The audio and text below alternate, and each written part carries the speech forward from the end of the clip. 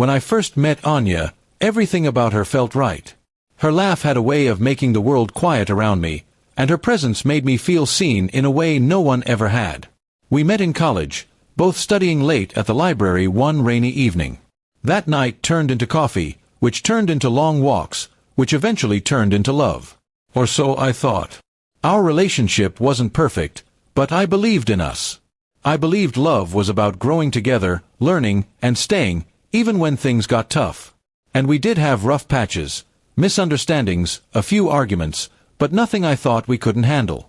I was willing to work through it all. I thought she was too. Over the last few months, I noticed her growing distant. Her messages became shorter, her smiles less frequent, and her eyes. They didn't look at me the same way anymore. When I asked her if everything was okay, she always said she was just tired or busy. But my heart knew better. I felt her slipping away, day by day. Then, one evening, she asked to meet in person. I had a sinking feeling in my stomach before she even said a word. We sat in the park where we had our first date. She didn't waste time. "I don't think this is working anymore," she said softly, almost like she didn't want to admit it herself. I tried to fight for us. I told her I still loved her, that we could fix things. But she just shook her head. The next morning, I opened Instagram. There it was, her latest story. A photo of her smiling with her friends, captioned, "Know your worth, girls, don't settle for less." My heart stopped.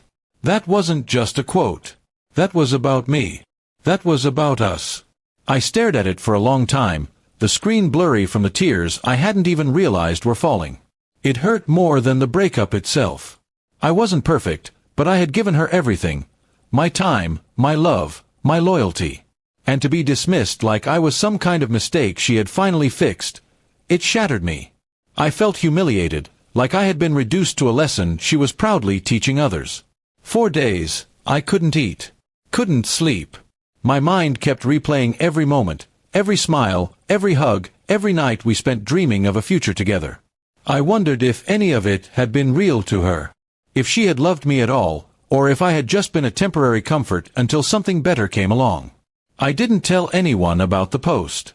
I just withdrew into myself. Friends asked if I was okay. I lied and said I was. But deep inside, I felt something had died. Not just the relationship, but a part of me that used to believe love was always enough. Weeks passed. Slowly, painfully, I began picking up the pieces. I started journaling, trying to understand my feelings. I wrote letters I never sent, and I deleted photos that once meant the world to me. Healing wasn't linear. Some nights I missed her so much I couldn't breathe. Other days, I felt angry, betrayed. One evening, I walked past that same park again.